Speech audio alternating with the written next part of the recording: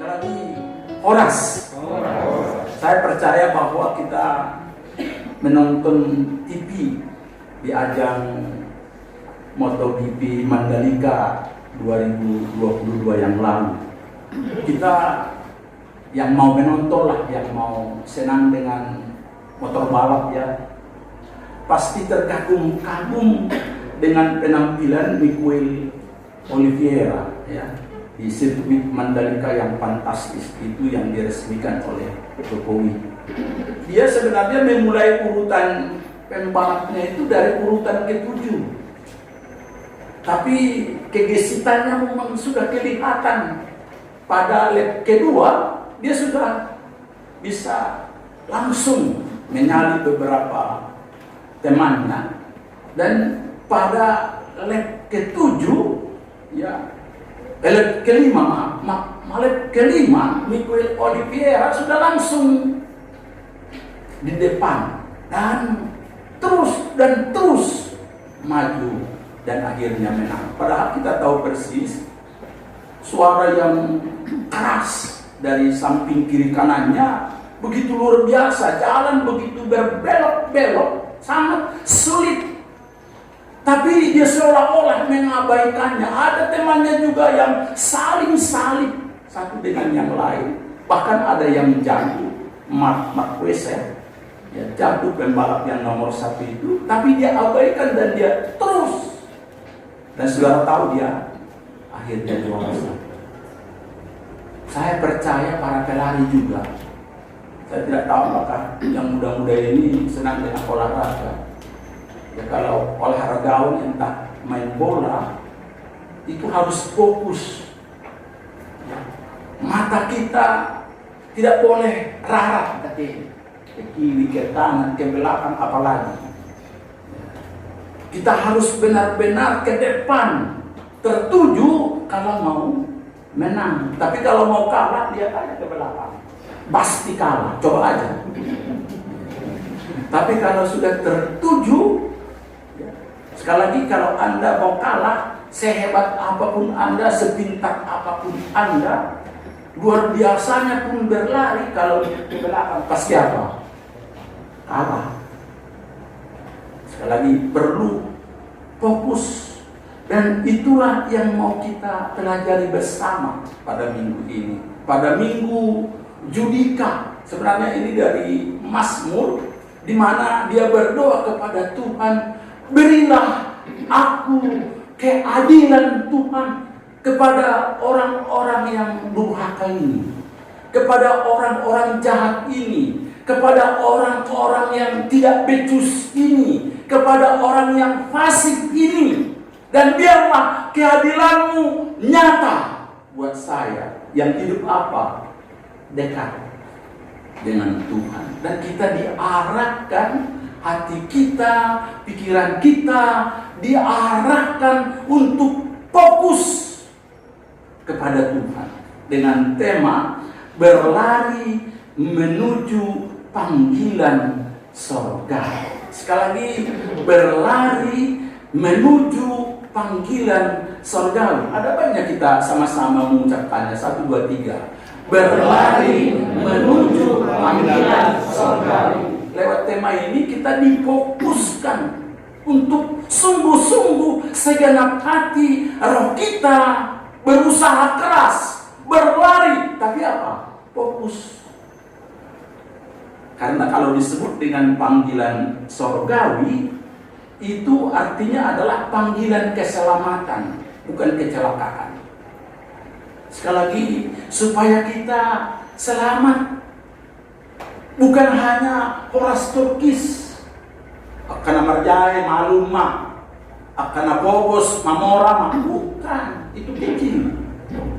Bukan itu tujuan panggilan surgawi, tetapi keselamatan yang sejati. Pasti masuk apa?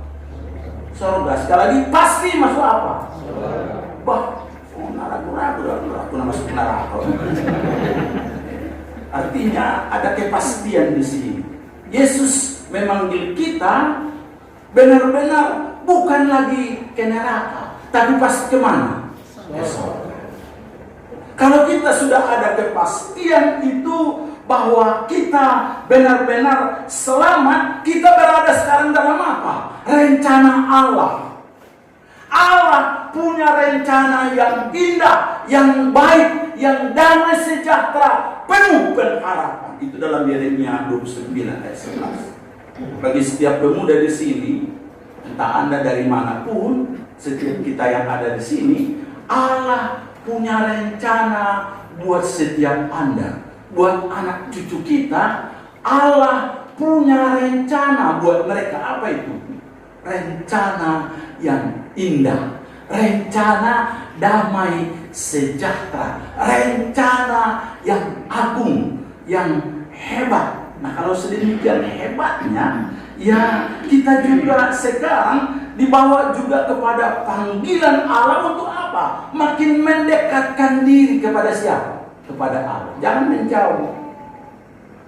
Allah sudah mendesain kita, sudah membentuk kita. Kita sudah pasti masuk neraka. Oh, masuk apa tadi? Ya, masuk surga ya. Sudah didesain ya oleh anugerah Allah. Kita memperoleh keselamatan surgawi. Untuk rencana yang indah ini, Dia panggil kita, Dia perlengkapi kita, Dia bentuk kita.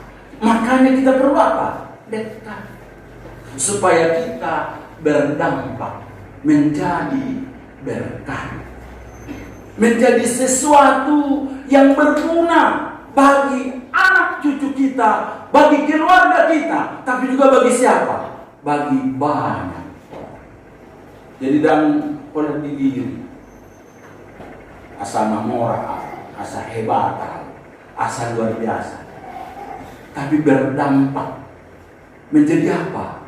Berkat, menjadi sesuatu yang indah bagi banyak orang. Kalau tidak, kita punya mata, punya keinginan, punya kerinduan untuk melakukan rencana yang dagingiah. Iblis rindu supaya mata kita, keinginan kita kepada hal-hal yang duniawi. Sementara firman Tuhan katakan, sebab semua yang ada di dunia ini, sekali lagi, semua sesuatu yang ada di dalam dunia, yakni keinginan daging, keinginan mata, serta keangkuhan hidup, bukan berasal dari Bapa, melainkan dari dunia. Dan firman Tuhan katakan, dan dunia ini sedang lenyap dengan segala keinginan. Tetapi orang yang melakukan kehendak Allah tetap hidup selama-lamanya. 1 Yohanes 2 ayat 16 sampai 17. Nah, sedemikian hebatnya rupanya Allah mendesain Anda, mendesain saya. Ya, walaupun saya orang Sipiomo, Magalapak, Arwarsia, Sunda, Nusia, urus kirim. Ya. Ini ada ibarat di sini, Edi, Harma. Ya. Kita dah lagi, si pogos begitu ya. Kita pekat lagi. Kalau matandang tidak ada bujing-bujing anak guru yang mau kan begitu ya. Tapi Allah punya apa? Rencana yang indah, dapat burega yang cantik. Saya sudah pakai seluruh 2 kali. Betul. Dan saya sudah ke Yerusalem loh. Ya, kalau mau membangga-banggakan lah ya. Padahal itu sebenarnya omong kosong doang. Tapi saya mau ungkapkan, Allah punya rencana untuk Anda. Jangan pernah merasa rendah diri. Nah, untuk itu mari kita perhatikan firman Tuhan yang hebat. Ini yang pertama, menganggap sampah. Jadikanlah sampah akan kemegahan dunia ini. Sekali lagi, menganggap sampah. Prostitusi naga di Sokam ya. Aku mau bakar sampah. Coba kalau dia bakar gereja ini bagaimana? Bahaya ya. Ya ampun, umpamanya ada si saya. Saya sudah bakar ada si pendeta. Wah, enak enggak? Ya, mengirikan. Tapi kalau sampah boleh dibakar enggak? Jangan sembarang bakar sampah juga sekarang ya. Tapi buang, jelas. Karena tidak berguna. Kalau jadikan sampah atau anggaplah sampah ya, kemegahan dunia ini. Saudaraku, sekiranya ditanyakan kepada setiap kita, apa yang paling Anda banggakan dalam hidup ini? Apa yang paling berharga di dalam hidupmu? Nah, sebelumnya, apa yang paling Anda anggap sesuatu yang paling wah dalam hidupmu? Apa? Kuliah kah? Apa kira-kira untuk Ina? Apa kira-kira suami kah? Atau uang? Ya, ada orang katakan begini ya suamilah katakan. Wah, nanti kalau mati bagaimana? Wah, kalau uangnya banyak cari suami lagi. Berarti uang yang lebih apa? Berharga. Atau apalah itu ya, terserah. Ada jabatan kah? Nah, kalau itu hilang bagaimana? Saya punya jabatan dulu, hilang bagaimana? Wah, tidak enak ya. Ada perasaan kosong, ada perasaan tidak enak, ada sesuatu yang membuat hati kita betul-betul hancur. Ya, saudara-saudara yang dikasihi di dalam Kristus Yesus Tuhan kita, saat kita membaca pasal 3 ini, ya, ada di situ pengajar-pengajar sesat namanya. Mereka ini mengungkapkan bahwa elemen-elemen kejahilan itu harus masuk di dalam apa? Dalam ibadah. Oh, tidak cukup percaya kepada Tuhan Yesus, tapi harus apa? Disunat. Oh, tidak cukup disunat, tapi harus apa? Tona nasab tudui. Ikon, masih ingat itu? Kalau orang Batak ya, ikon. Kalau saya ada ikon, kalau di bahasa Korea nggak ada itu. Tapi dalam bahasa Toba ada ikon. Ikon pasang apa mudo ise. Boido korupsi. Alana dan arung sido atau ikon. Kan begitu ya, seolah-olah begitu. Tapi kalau pasang na tue-tue, pajong-jong bale, pajong-jong kuburan yang wah, yang miliar, boleh alana ikon. Bang, seolah-olah itu yang hebat ya, ikon. Sebenarnya itulah pengajar-pengajar apa? Sesat. Nah, Paulus mengatakan kepada mereka-mereka ini yang bikin elemen nama-nama ya. Saya mau ungkapkan keselamatan kita itu untuk masuk surga itu sangat sederhana. Itu hanya karena anugerah. Di sekolah minggu nama saya termasuk si dua dongoran tulang si dongoran mengajari harus baik supaya masuk apa? Surga. Pola namang gue itu mana pernah saya baik? Alain dari puji-puji berjudo engko siap musibarannya. Apa? Pola namang ututui. Harus baik supaya masuk apa? Tidak pernah baik. Makanya firman Tuhan katakan dalam Efesus 2, hanya karena apa? Anugerah saja kamu diselamatkan oleh iman. Jangan tambah-tambah. Nah, saya mau tanya di sini. Kalau Anda mau masuk surga, ya, apakah cukup percaya saja? Itu A. Yang kedua, percaya ditambah perbuatan baik. Yang C, ya, pilihan ini ya. Yang C, berbuat baik. Burju, pilih mana? Yang pilih burju angkat tangan. Tangan rumah itu. Satu. Yang kedua, percaya ditambah dengan perbuatan baik. Percaya dan burju, siapa angkat tangan?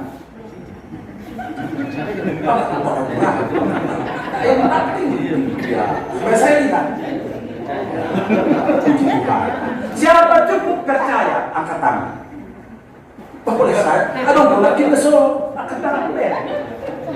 Nasuh angkat tangan teh? Ragu-ragu. Mas ragu-ragu ya. Nah, sekali lagi, berbuat baik saja. Tadi ada satu ya, berbuat baik saja. Siapa di sini yang percaya ditambah plus dengan apa? Burju, berbuat baik angkat tangan. Mata baru lagi. Siapa yang hanya percaya saja? Satu ada berapa poin. Mari kita baca Efesus 2 ayat 8. Saya ingin supaya kita tahu persis, supaya kita tidak sesat. Efesus 2 ayat 8. Sudah dapat? Sudah dapatkah?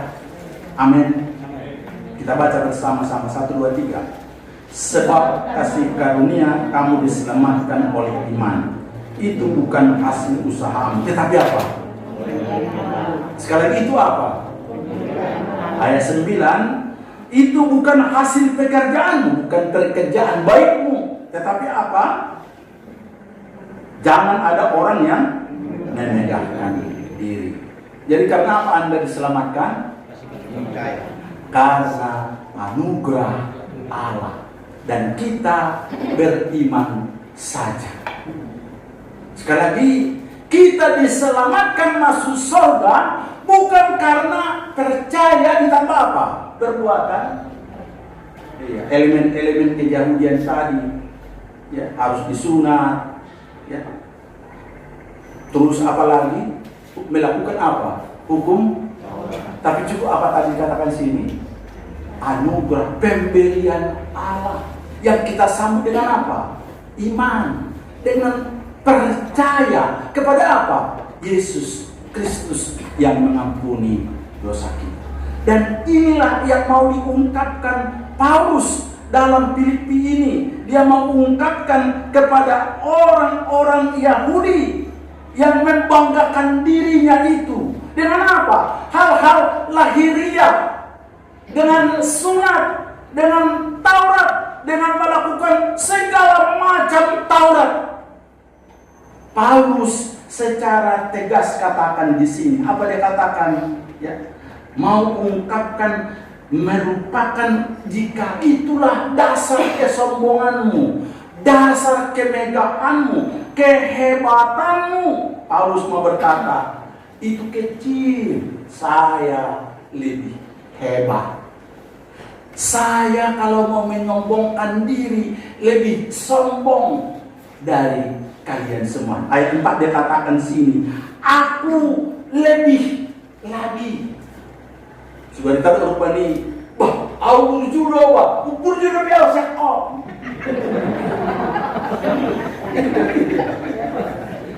Jadi jauh lebih hebat. Nah, kecil, kalian ini kecil. Saya ini, apa dia katakan dalam ayat 4 sampai yang berikut? Yang pertama dia katakan apa? Saya disunat pada hari ke-berapa? Ke-8. Ada sini perawat saya rasa ya. Atau apa di sini ibu? Coba kalau bayi-bayi hari ke-8 disunat. Wah. Terus sekarang masih ada operasi yang bagus lah. Kalau dulu, wah, makin sakit. Bayi umur 8 tahun disunat. 8 hari. Sangat menyakitkan. Disunat saja itu sudah membanggakan. Paulus katakan saya hari ke-8 sudah disunat. Dan itu artinya saya anak perjanjian.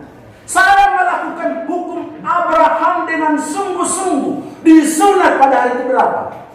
8. Saya bukan proselit yang bertobat menjadi orang Yahudi. Enggak. Saya bukan remaja disunat. Enggak. Saya orangnya, orang yang pas melakukan hukum Taurat itu. Hanya itu enggak. Dia katakan di sini yang kedua, itu saya Israel, betul-betul bangsa Israel. Sebenarnya lebih cocok apa? Etnis Israel. Nah, ini parlemen saya Burisega toh. Tapi dari suku apa? Ya, tapi kalau namburunya benar-benar buru apa? Buregar. Ya betul, karena bapaknya juga Siregar, mamanya juga buru Marpau, jadi Siregar asli. Kalau di Mandailing ada Lubis asli ya, bapaknya Lubis, mamanya juga apa? Ada seperti itu. Pak Paulus mengungkapkan di sini, saya ini bukan orang sembarangan. Benar-benar apa? Benar-benar orang Israel, etnis Israel. Saya yang ketiga apa? Keturunan Benyamin. Saudara tahu itu apa? raja pertama di Israel yang Allah pilih dari suku apa? Benyamin. Saya ini bangsawan. Saya ini darah raja. Kira-kira begitu ya. Tidak hanya itu, enggak. Suku Benjamin ini taat dengan apa? Suku Yehuda taat betul dengan kerajaan yang dipilih oleh Tuhan. Hanya itu indah. Saya ini benar-benar orang Ibrani. Sudah orang Ibrani. Orang Ibrani. Ibrani. Sudah tahu artinya itu? Saya sebenarnya menguasai bahasa Arabi. Tapi saya betul-betul menguasai bahasa Ibrani. Ada di sini orang Batak. Ibu tahu teh bahasa Batak. Betul sih do. Alai tak kuo teman do. Lalu tanya sekarang sini orang Batak ini. Itu sih. Saya tahu. Alai tak kuat tuh si mandok. Apa bedanya? Dia bilang aja nggak tahu kenapa kuat ini. Ini si Paulus enggak. Saya orang Ibrani. Sah. Bisa bergaul dengan bahasa Arami, bahasa yang populer. Tapi saya juga ahlinya bahasa apa? Bahasa Ibrani. Selalu kami juga di Al-Aqorat di Somonang. Wah, saya bisa berbahasa Indonesia, bisa. Berbahasa Inggris, ya pas-pasan. Atau kata nggak bisa apa-apa. Tapi bahasa Batak, Aqorat, yes. Begitu ya. Ini dia. Hanya itu enggak. Saya ahli Taurat. Saudara tahu artinya ahli Taurat? Satu iota pun dalam Alkitab mereka dia tahu persis. Semua hafal. Tafsirannya luar biasa. Makanya dia katakan, saya tidak hanya ahli Taurat. Saya juga apa? Saya juga betul-betul orang Farisi. Nah, ada di sini pemanya ya. Kalau di teman-teman kita itu ada kita ya. Kita Protestan. Ada GBI Pentakosta, ada lagi karismatik, ada lagi apa? Ada macam-macam. Tapi yang populer ya, kami gereja yang betul-betul gereja asli. Kira-kira begitu. Paulus dikatakan yang paling populer dari semua ajaran, semua golongan agama yang religius di Israel itu apa? Orang Farisi. Hal itu enggak. Ayah saya juga majelis Farisi. Berarti ayahnya adalah apa? Farisi. Anaknya juga apa? Farisi. Persis seperti saya. Makanya saya sering bangga. Saya pendeta. Anak saya juga apa? Bede saya juga apa? Gitu. Ada kebanggaan di situ. Nah, kalau pamannya dokter, saya dokter. Anak saya juga apa? Dokter. Cucu saya juga apa? Semua keturunan apa? Guru, semua guru. Begitu kira-kira. Ada kebanggaan profesinya. Ini yang mau diungkapkan oleh Paulus. Hanya itu enggak. Soal kegiatan, sebenarnya semangat yang membara-bara, yang berapi-api sebagai ahli Taurat. Ya, dia mau katakan, saya juga pengennya apa? Jemaat. Orang yang melenceng dari Taurat Tuhan, saya bas-bas. Kira-kira begitu ya. Saya bunuh, saya hancurkan. Kasaknya apa? Saking semangatnya, makanya dia membunuh. Ya, dia membunuh orang, menghancurkan keagamaan Kristen. Karena dia pembela apa? Pembela Taurat. Makanya dikatakan kalian ini kecil, tidak ada apa-apanya. Saya ini orang yang betul-betul dirindui orang untuk menjadi pemimpin, menjadi ketua daripada majelis Farisi. Saya orang, kalau kita analogikan ini kepada Paulus sekarang ya, Paulus di GKPA. Harusnya bahasa Paulus ada singgung saya. Paulus GKPA, nggak usah saya bilang GKPA Lampung ya, mungkin GKPA Setiawon lah. GKPA. Saya ini ayah saya perhamil. Saya juga perhamil. Opung saya juga perhamil. Si Puka Huda. Baru apa lagi? Saya terhormat. Soal harta kecil, saya punya segalanya. Ya. Saya adalah orang yang baik dipuji-puji orang. Kenapa? Suka memberi kepada siapa? Orang miskin, membantu banyak orang, dihormati. Kalau datang, ya, walaupun terlambat, harus di mana? Di depan. Kalau dia datang, semua orang memuji-muji. Kalau datang seperti saya, ya, yang hitam-hitam, pakai sandal, seolah-olah kita, ya ngapain datang menyolong, apalagi Marlela nanti. Inilah Paulus modern. Saya orang yang hebat. Soal pembela agama, saya pembela agama Yahudi. Jadi FPY, bukan FPI ya, FPY. Saya adalah pembela. Saya adalah orangnya. Kalau ada orang yang melecehkan agama saya, wah, berantem pun jadi, masuk penjara pun jadi. Ini Paulus. Tapi dia katakan di dalam ayat 78 apa? Semua kebanggaan itu, semua yang hebat-hebat itu, semua yang luar biasa itu, tetapi apa yang dahulu ya, ku anggap merupakan keuntungan bagiku, sekarang ku anggap apa? Rugi. Hanya rugi enggak. Dia katakan di sini, karena pengenalan akan Kristus Yesus Tuhanku lebih mulia daripada semuanya. Oleh karena dia aku telah melepaskannya semuanya itu dan menganggapnya apa? Sampah. Ya, kalau rugi, tahu rugi ya. Saya punya modal 100.000, terus berjualan, ya. Rugi doang. Hola 70.000 doang. Kalau modalnya pedang, alairong lebih sisa berapa? 70.000, masih rugi, masih ada modal 70.000. Tapi kalau sampah, wah, skybalon yang dimaksudkan di sini adalah kotoran, tidak berguna.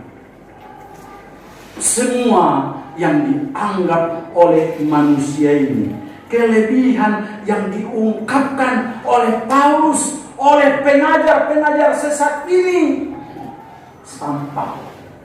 Tidak hanya merugikan, dia tidak hanya bergeser, enggak, tapi berubah 180 derajat.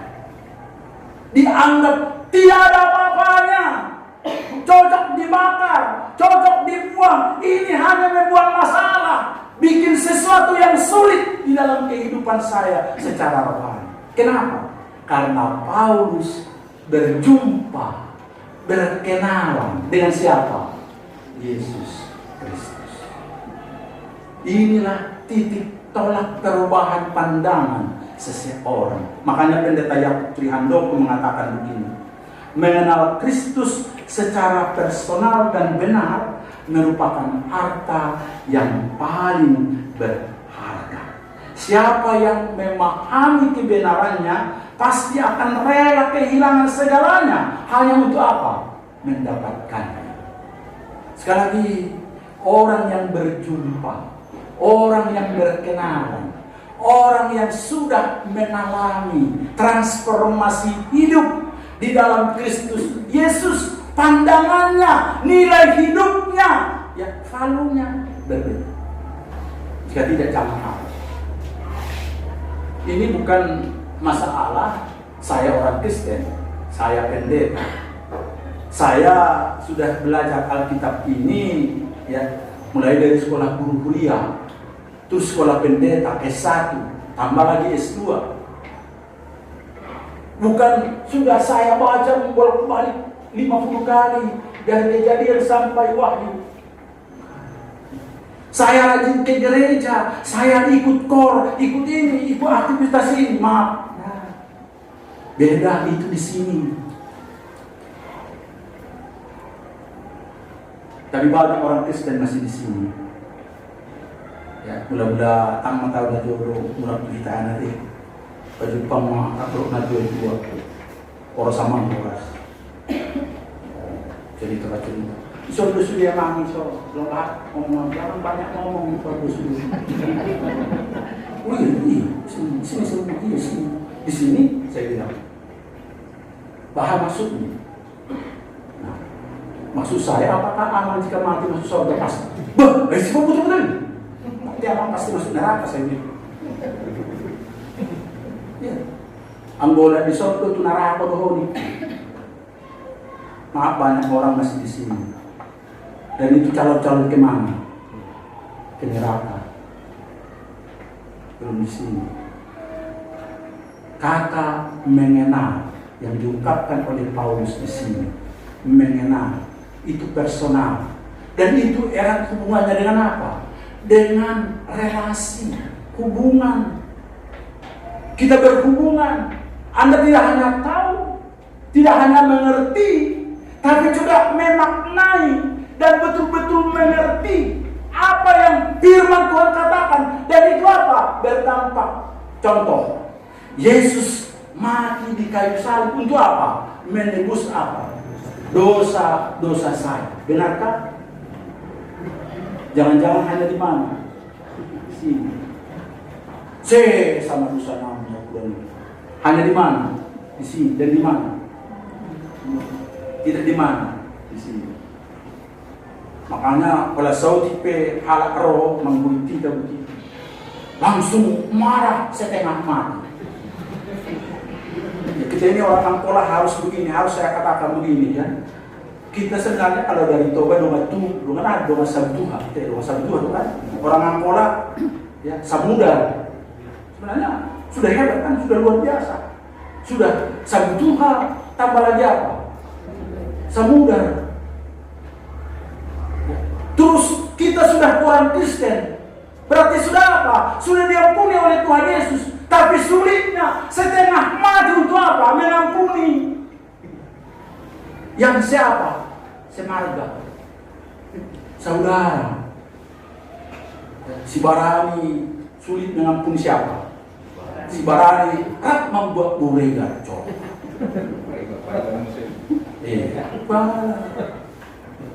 Itu bukan memaknai, bukan berdampak. Itu artinya di mana? Di sini. Maaf, dan di sini. Belum di sini. Saya mau ungkapkan kata yang digunakan Paulus di sini, mengenal, mengetahui. Tidak hanya mengetahui, memaknai, tapi yang keempat, mengalami. Saya sudah benar-benar diampuni Tuhan Yesus, maka saya gampang murah hati untuk apa? Mengampuni. Itu yang digunakan di sini. Makanya dikatakan semuanya aku anggap apa? Rugi, sampah, tidak berguna.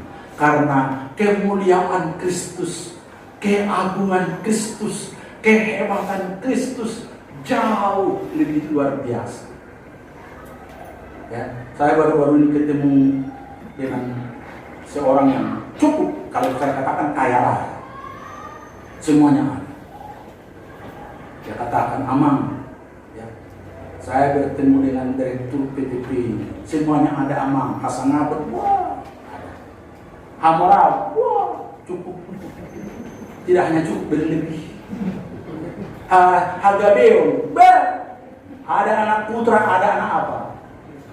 Laki-laki dan perempuan, semua punya cukup. Alaya ponema, olan nakalicai. Berarti ahana mana opat tuh di sini, opat hak kan tadi harga beon, hasanapon, hamoral, ahana opat tuh, hamamago.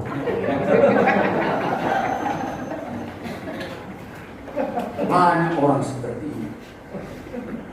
Ya, semuanya ada, tapi hamamago ya, bertengkar, berantem, tidak sehati, tidak mau mengampuni, tidak mau mengasihi. Suami istri juga banyak yang bertengkar, pisah ranjang. Alias saja dulu, alias dulu. Banyak juga dengan anaknya tidak kompak. Dan ulama tema kata itu isi, anaknya laki-laki. Kalau kita sepertimu sama dengan ayam. HP amangi dohor ya nakon. tidak ada pengampunan, ada luka yang betul-betul sangat luar biasa, bertobatlah. Ya. Saya mengungkapkan bahwa pengenalan kita dengan Kristus sungguh jangan hanya di otak, jangan hanya pintar, harus mengalami, harus menjadi bagian kita. Bishop Handel Molle mengatakan bahwa Paulus di sini menjadi seorang akuntan. Ada sini orang jurusan akuntan, seorang akuntan yang mengambil buku besarnya dan kemudian dia membuat sebuah kesimpulan dan berkata, warisan yang saya anggap demikian hebat, ya. Karena dia adalah seorang bishop, segalanya ada tanahnya, ada rumahnya, ada hartanya, ada anak-anaknya, dan semuanya demikian penting, ternyata kalah jauh dengan kemuliaan karena pengenalan akan Yesus Kristus Tuhan. Kemuliaan yang dianggap hebat oleh bangsaku, oleh masyarakatku, ternyata kalah jauh dengan kemuliaan karena pengenalan akan Yesus Kristus. Saya mau ajak kita tidak hanya tahu, tidak hanya berKTP Kristen, tapi mengenal Yesus. Mari kita katakan, saya mau mengenal Yesus. 1, 2, 3. Saya mau mengenal Yesus. Dan itu akan terjadi perubahan ambisi saudara, nilai hidup saudara, ya? Yang berharga di dalam hidupmu akan berubah karena pertemuanmu, karena pengenalanmu, karena perjumpaanmu secara personal, secara pribadi, bukan secara gereja, bukan. Secara personal, secara pribadi, yang membangkitkan apa? Relasional, hubungan yang intim, hubungan yang akrab dengan Kristus, dan itu berakibat apa? Berakibat ambisi, ya, ambisi, nilai hidupmu yang berharga di dalam hidupmu pasti berubah. Kalau tidak, was bena, sampai mati tidak. Saya pernah berjumpa dengan orang yang sebenarnya hampir mati, tapi masih bisa ngomong. Yang banyak dibicarakannya apa? Kubuna. Dia ada kubuna dia. Dia ada sabana dia. Dia ada. Padahal kami dua pendeta datang mau ngobrol tentang supaya dia masuk surga dengan tenang. Yang terus dibicarakannya hanya apa? Horak kubun. Sampai roh helana. Dia ada aman. Dua pendeta sana horak kubun itu ya. Daktar buah ku yang bu. Sampai tek daktar buah ku. Mari berdoa dulu aman. Mari kita datang kepada Yesus. Tahu, ayahmu, sedangkan ku biar kamu nampak kubuni, mana yang mati. Sekali lagi, kalau tidak berjumpa dengan Yesus, sekali lagi saya mau katakan, sampai mati pun pikirannya dengan apa? Dengan dunia ini. Tapi saat Anda berjumpa secara pribadi dengan Yesus, berkenalan, hidup dengan Yesus hari demi hari akan berubah. Yang berharga di dalam hidupmu akan berubah. Dan ada dampak yang sangat signifikan di dalam kehidupanmu. Engkau akan berubah dengan temanmu, dengan keluargamu, dengan anak-anakmu, dengan semua sahabatmu, dengan pekerjaanmu, akan berubah dengan kuliahmu, akan berubah. Saya orang kampung, sekali lagi sangat kampung. Terus dia tidak berputih. Sampai dia apa dulu ditaruh itu, saya terus dibully. Saya sudah katakan kurus kering, ya, hitam, ala akola. Kan kalau sekolah di Dongan di Toba, orang Ampole kecil itu. Baik coba bahasa sekolah di Jawa. Bola hijau, wah semua bikin kita ditertawai. Igabari na sila ba? O masyagos, isigyawan na sulok petang. Ika. Tapi setelah saya berjumpa dengan Yesus tahu, saya harus juara. Saya harus lebih. Terpuji Tuhan. Saya mau katakan kepada kita di sini, saat kita berjumpa dengan Yesus, pola pikir kita, hati kita berubah. Saya tidak benci dengan mereka. Saya tidak pernah membalas kejahatan mereka. Saya tidak pernah dendam dengan mereka. Tapi saya mendoakan mereka. Dan saya akan katakan, lihat, saya menjadi seorang guru kuliah yang lebih. Karena saya berjumpa dengan siapa? Yesus. Sama. Waktu ayah saya juga meninggal di 3 batu malam, saya katakan kepada Yesus, engkau jauh lebih hebat dari ayah saya. Saya kehilangan sponsor yang paling hebat dalam hidup. Apapun saya minta dia pasti bayar, walaupun dia berhutang-hutang. Tapi Yesus pun tidak pernah berhutang. Dan engkau pasti lebih hebat mensponsori saya. Berdampak untuk hidup saya, untuk masa depan anak-anak saya. Karena berjumpa dengan siapa? Yesus. Yang pertama, yang kedua, arahkan dirimu kepada hal yang tepat. Di sini Paulus membandingkan kehidupan orang yang beriman itu dengan apa? Kelembahan, bukan pemalas. Memang keselamatan itu segala sesuatu dalam hidup kita, anugerah, pemberian Allah yang gratis. Tetapi dia mau katakan di sini, arahkan hidupmu dengan benar, dengan sungguh-sungguh. Makanya dikatakan, aku melupakan yang di belakangmu, dan aku sekarang apa? Berlari. Berlari dengan kencang. Saya mau bertanya di sini, apakah orang yang berlari itu main-main?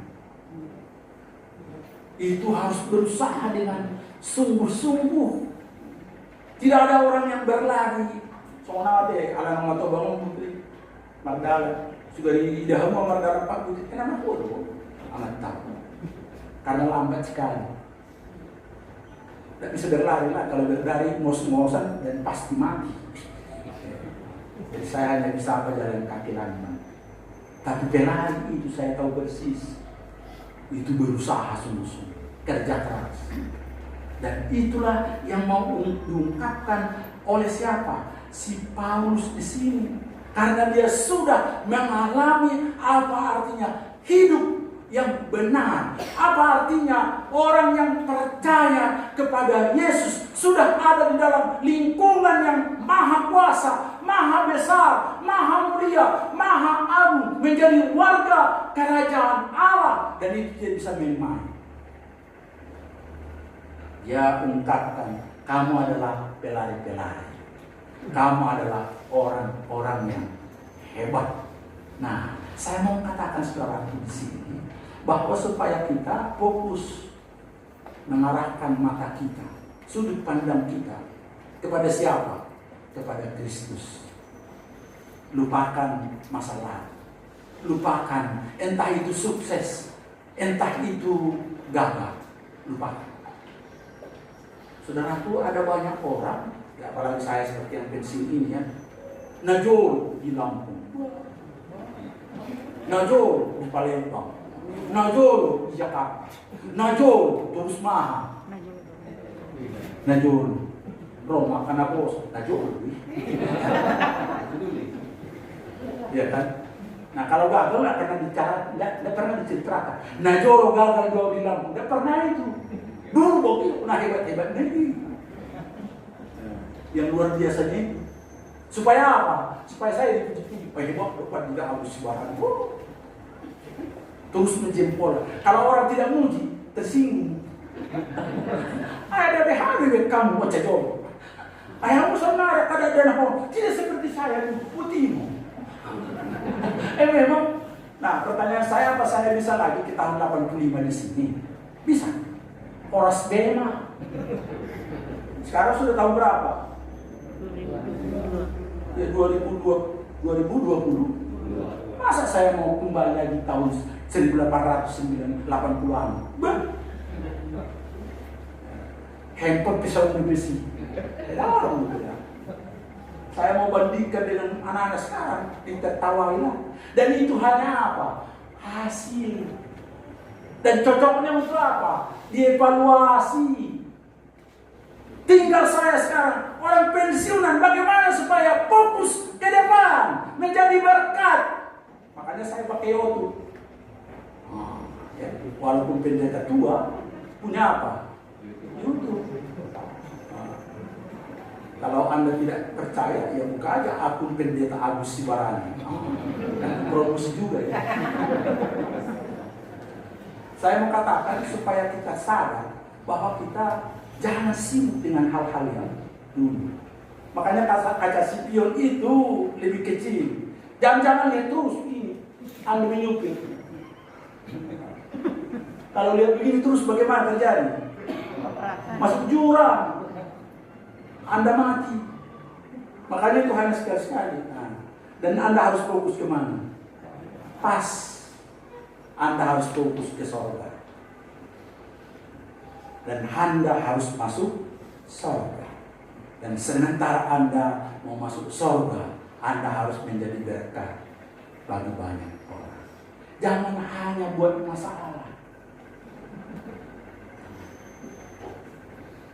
Berikanlah yang terbaik. Banyak yang bisa Anda lakukan. Contohnya senyum. Orang mekel itu doang. Ini orang sudah senang. Apalagi Anda kasih 10.000. Ya senang lah. Maulah jadi berkat. Ya. Mari kita berusaha berdoa, Tuhan jadikan saya apa? Berkat. Berdampak selama Tuhan membiarkan saya. Masa lalu tidak bisa didekatkan dengan masa sekarang. Iblis, saya mau katakan, iblis senang mengganggu Anda dengan apa? Masa lalu. Sehingga Anda tidak bisa fokus masa kini dan masa yang akan datang. Dan Anda tidak bisa jadi berkat. Tidak bisa. Sekali lagi, entah itu kegagalan Anda, luka batin Anda, sesuatu yang tidak enak di dalam hati Anda, lupakan. Serahkan kepada siapa? Kepada Kristus. Fokus ke depan. Fokus hari ini. Apa yang bisa saya lakukan? Bagaimana saya menjadi berkat bagi istri? Kenapa Holanda Ekpikon inantaw? Kenapa ini Bapak Sucuk ini opung siyahon Holanda mulu? Kenapa? Bah, beta nasuhubay, beta kopinya. Ya bikin kopinya. Ya kan? Mana tahu ada sesuatu di mana suami menjadi berkat bagi siapa? Istri menjadi berkat bagi siapa? Suami bagi anak. Kenapa pun naik anak kau? Doakan dia. Kenapa hera saya sekarang? Kenapa ini? Kenapa? Jadi terus kita menjadi berkat. Jangan dia, ay hamil aja, Kamu dulu itu. Saya dulu ayah saya meninggal, ayah saya masih hidup. Coba. Kan tidak bisa kan? Tidak bisa kan? Tidak domu itu. Tidak bisa domu itu. Jadi mari kita melihat masa sekarang, entah itu gagal, entah itu sudah jadi berkat, hanya bisa jadi evaluasi. Anda menjadi sukses, berhasil, beruntung, fokus kepada apa? Masa sekarang. Dan masa yang akan lihat semester nilai-nilai yang lalu. Jangan bangga. Wah, aduh sudah doa. Habisan narik, cero mas sudah. Mana bisa. Lihatlah, masa lalu itu hanya untuk evaluasi. Evaluasi untuk menjadi berkat sekarang dan yang akan datang. Saudaraku, saya mengungkapkan dan yang terakhir, saat kita fokus kepada Yesus, kepada Kristus Yesus, serahkanlah seluruh hidupmu, anak-anakmu, masa depan mereka, cucumu, semuanya mereka. Serahkan kepada siapa? Kepada Yesus. Dia sangat bertanggung jawab untuk itu. Dan dia mau menolong Anda, mau memberkati Anda, supaya mereka menjadi lebih daripada Anda, supaya mereka boleh menjadi berkat lebih daripada Anda. Serahkan kepada Yesus. Jangan kepada dirimu, kepada kemampuanmu, kehebatanmu. Ya, saya mau mengungkapkan di sini, jika ada masa lalu yang melukai hatimu, cepat-cepat apa? Sembuhkan, doakan Tuhan Yesus. Saya luka hati dengan perlakuan ayah saya, perlakuan ibu saya, perlakuan abang saya, perlakuan menantu saya, perlakuan saudara-saudara saya. Cepat ampuni, lepaskan apa? Pengampunan, lepaskan. Itu bebanmu menjadi sulit Anda berlari. Tapi kalau Anda lepaskan beban-bebanmu itu, Anda akan ringan, enak, sukacita menjalani hidup. Saya mau katakan, hampir semua penyakit berat sudah saya alami beberapa tahun yang lalu. Ya. Mula-mula darah tinggi, umur 41 sudah darah tinggi saya. Sudah. Habis itu kolesterol, ya, asam urat. Habis apa? Penting kan kalau nama dulu. Habis itu amang, tak perlu dulu nak. Nah paling enak loh untuk amang. Pas-pas. Akhirnya kolesterol. Hanya kolesterol nak jantung. Setelah jantung gula. Sudah deh. Tapi saya nikmati, puji Tuhan. Dan saya bisa tetap jadi apa? Jadi berkat. Coba, masa gula. Dan gulanya saya tidak bisa dibagi-bagi. Tidak bisa bagi. Kenapa darah tinggi saya tinggi? Dan darah tinggi saya tidak bisa dibagi ke istri saya, darah rendah dibagi kepada. Tidak bisa. Coba kalau kenapa? Wah, tambah darah tinggi.